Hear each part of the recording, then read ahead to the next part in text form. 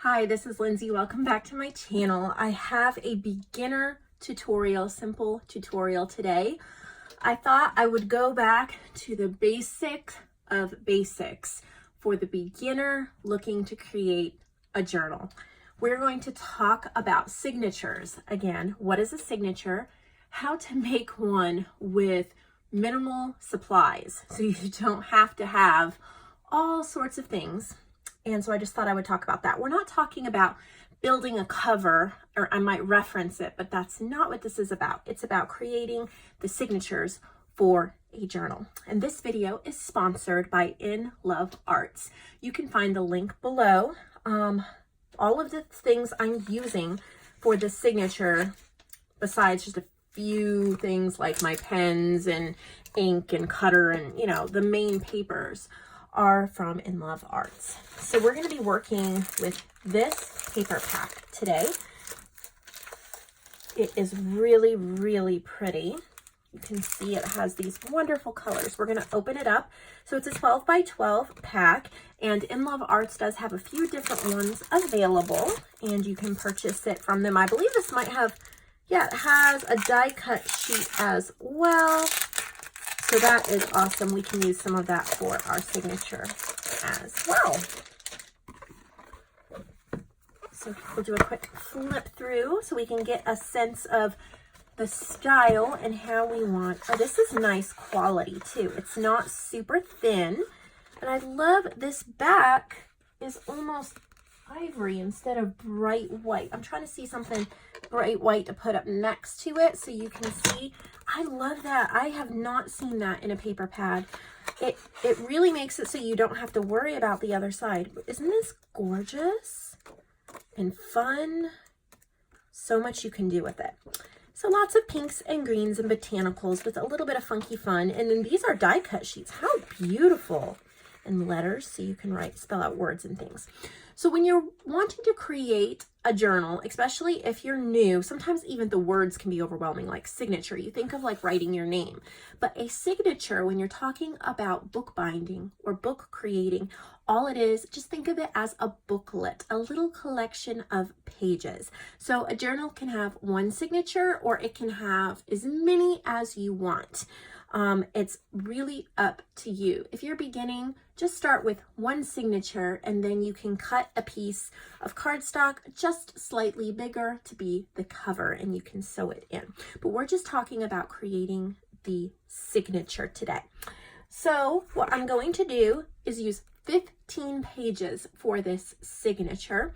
When you fold 15 pages in half, you wind up with 60 sides, and that is a really good size beginner journal. It's enough to journal in from anywhere between 1 and 3 months usually, and you can really showcase a feel and a collection and a theme within that many pages. I've also pulled out some coffee dyed paper. This is not necessary. You can just use whatever papers you have. If you don't have coffee dyed paper, you can just buy like cream colored printer paper. You could use white if you wanted to, and just use some stamps or stencils on it. It is totally up to you. But I have coffee dyed this paper. I just put some coffee in a spray bottle, sprayed it on the paper, and let it dry. You can see it still has some coffee grounds on it, but I've grabbed 3 sheets of coffee dyed paper, 1 sheet of just a pink cardstock, and a couple of floral book pages. This also is not necessary, but it just adds a little bit of interest and difference. If you are new and starting out, I suggest you go to a thrift store or a used bookstore, find the gardening section, botanical section. That is if you're making a botanical journal. So if you're making whatever theme you like, you can go to that section and find a couple of books. Really, you only need to start with maybe 3 or 4 different books, and you can make so many journals. If you're new, I really suggest you consider starting with the botanical or nature theme, because you can find so many lovely images that are interchangeable. This is just 3 books. You can see we have a vintage rose. We have a rose garden. This has like these illustrations, and I love the hand lettering. And then this has that really neat, it was a spiral book, so when you pull it out, it has a really neat edge to it, and it has a really great feel and patina and green typing. So, you know, I can mix and match these all day long. So I've got those. Now we're going to choose our pages from this paper pack. I love this one. And since I've already picked these couple of flower pages here, I'm setting them off to the side so I can kind of eyeball it and see if I like it together. You do not have to worry about it being matchy-matchy. It doesn't matter. It's just if it makes you happy, and that makes me happy. So far I have 3 coffee dyed, 1 pink, so that's 4, 5, 6, 7. So I need 8 more pages. So here is 1. I'll move it off to this side. Oh, that one's nice. I love that green. 2. A little too yellow for what I'm wanting.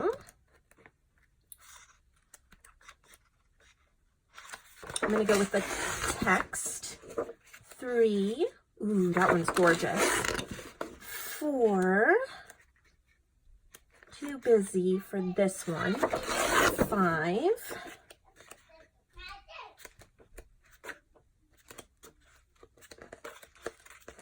I'm going to go back through.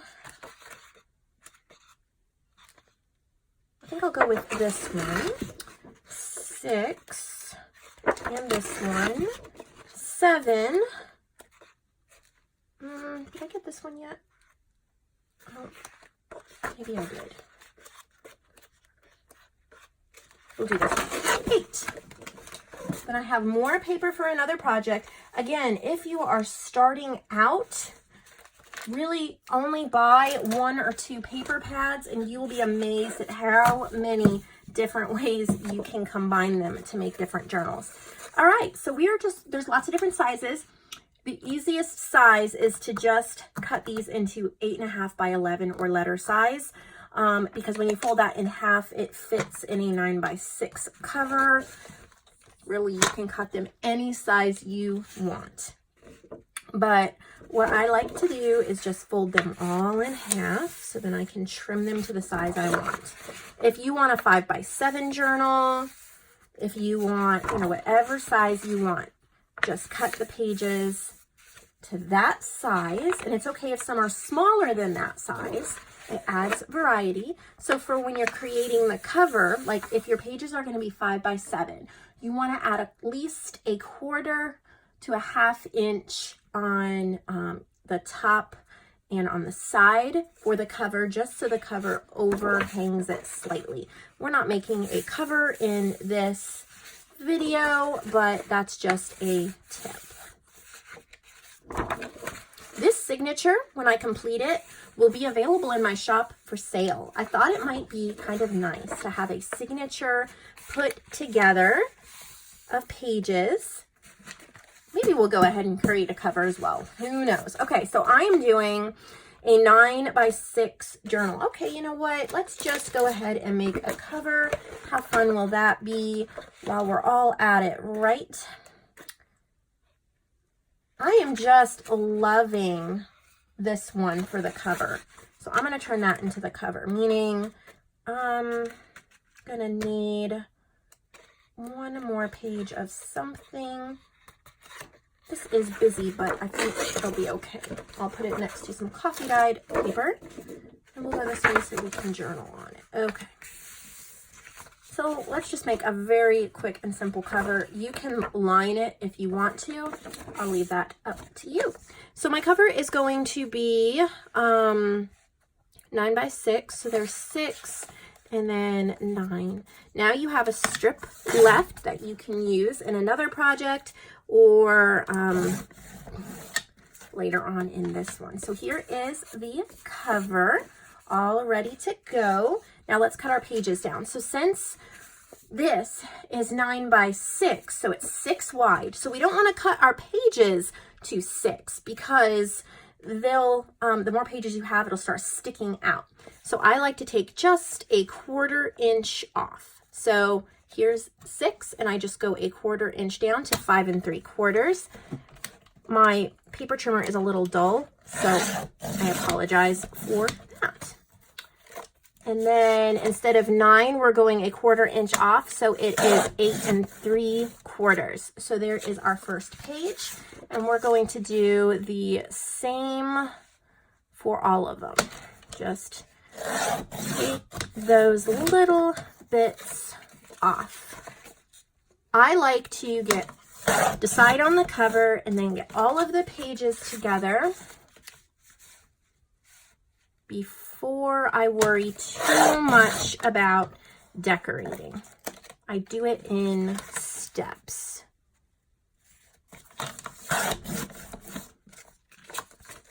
I really recommend you get a paper trimmer, even if it is a really cheap one, because trying to cut pages to the same size using scissors can be so frustrating. And I have seen journals created by people who have obviously not used a paper trimmer, and it shows. So, you know, if you have to use scissors to start out, that is fine, but that should be one of your first purchases if you're going to be creating journals. And you can honestly get paper trimmers like this for $15-ish on Amazon or in the store. You know, go to Hobby Lobby or Michael's and use a coupon and get like 40% off or something like that. It is definitely an investment you want if you're going to be doing a lot of journal making. It really makes a difference. And then let's talk about what size scraps should we keep for another project and what should we throw away. When you're new to paper crafting and you do not have a giant stash, every little piece feels like gold. And while that is true, I still suggest that you do not keep too much. Like these little things, unless you have an immediate project for it, like you're gonna sit down this afternoon and glue them together or something, just throw them out, because I know from experience they will pile up, they will cause so much mess. You will not pull from them because you just aren't gonna use them and you're gonna make such a mess. So really throw out what's trash, keep the bigger pieces, and you can make tags, pockets, tuck spots, and things like that. So I'm taking the book pages. I am folding them in half as well. And so these are smaller than the pages, and that's fine. You do not have to trim the rough edge off, but I just felt like it for that one. A lot of what I do is just gut instinct, and it's a little hard to teach. All right, we have so the coffee dyed paper and this cardstock are already 8.5 by 11. All I have to do is fold them in half and they'll fit perfectly.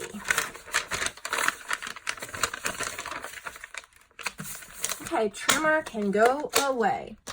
Now we're going to create the signature. I am not going to sew this in because I'm actually putting this together as a journal kit in my shop. Somebody can actually purchase this. You can rearrange the pages the way you like, play with different things, and then go ahead, sew them in your cover, and we'll include die cuts and stickers and stamps and other things as well. Okay. So this part, do not overthink it. What I like to do is look at my cover and think about the inside. I am leaving this with the ivory on the inside. When you get this kit, you can line it with fabric, paper. You could leave it whatever you wish to do. I will say that lining it will add to the sturdiness of it.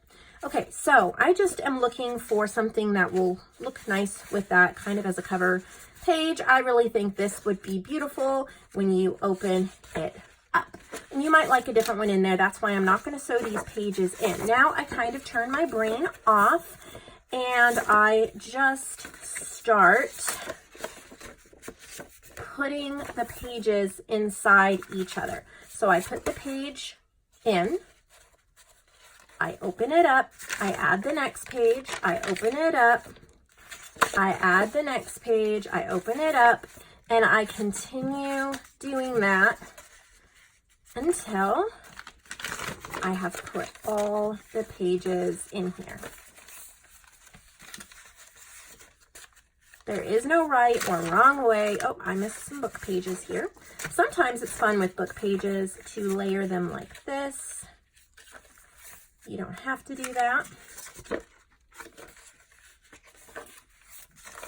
This is going to be a lot of fun for you to practice with. So all of these pages should fit inside the cover. And it's okay that it comes out a little bit. When you sew this inside all the way, it'll be pretty flush. You can always trim more off if you want. You have to remember you're creating a junk journal. You want it well made and sturdy, but little raggedy things and inconsistencies do make it beautiful. So this is the basic kit. Let's see what else In Love Arts has sent me that I can use to jazz this up just a little more to the next level. Well, let's start with the paper. My mind sometimes is all over the place. This is how I work. So I'm going to include all of these cutoffs as well, and I'm going to show you how to make a flip tag. This is wonderful for cutoffs. So you're going to cut off one corner at an angle like this, and if you want it to match, just put it on the other side and cut, and now you have a tag. You can journal on the inside, you could cut it at the top, slip it in a pocket, clip it on, whatever you want. Now we have a template. So we can just line it up and make all of them the same size. This makes for a really nice cohesive effect throughout the journal. Now, you obviously might not want to use all of them in this journal, but you will have a bunch of tags ready for another project. And if you have a whole bunch of things that you're wanting to use up, like these pages, it's nice to watch TV or put a YouTube video on. I suggest maybe another one from my channel. Subscribe so that you get notified when new ones are posted. But yeah, you can just go through a whole pile and you have a whole bunch of tags to work with for other projects. I love doing that. It really helps. This one's a little thinner because we'll save that for something else. That was from the cover. So I am just finishing making all these tags to include in the journal kit.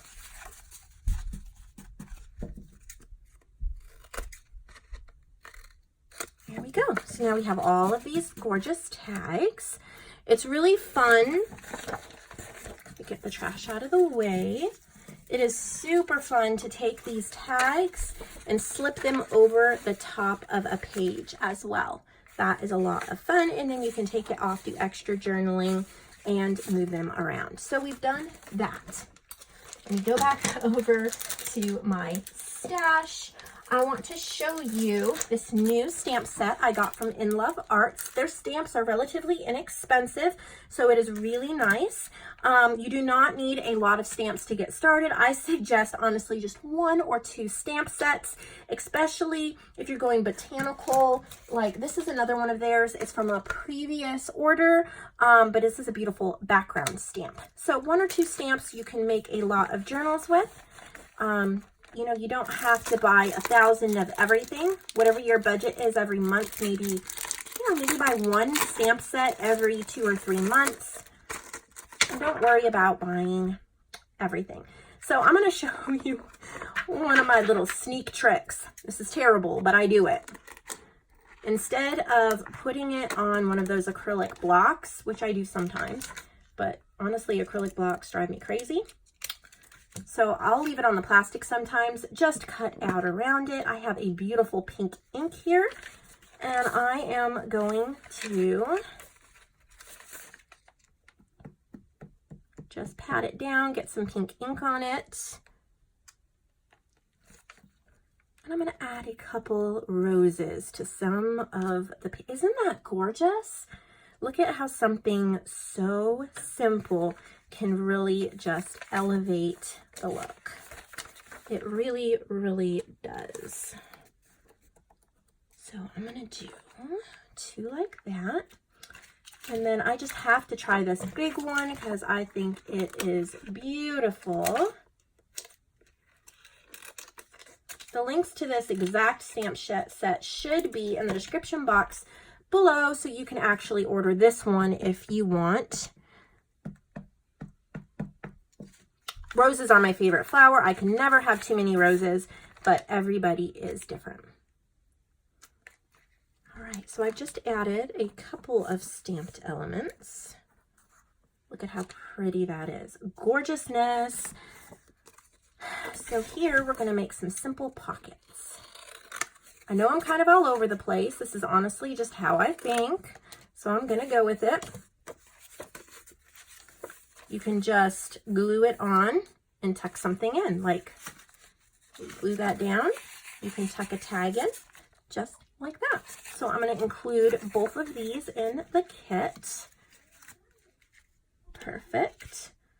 Also, I'm going to cut out this little rose because it's pretty much similar to the rest of it. I'm going to include this rose stamp in the kit as well, just because I think that'll be really nice for you guys to have if you're buying this kit.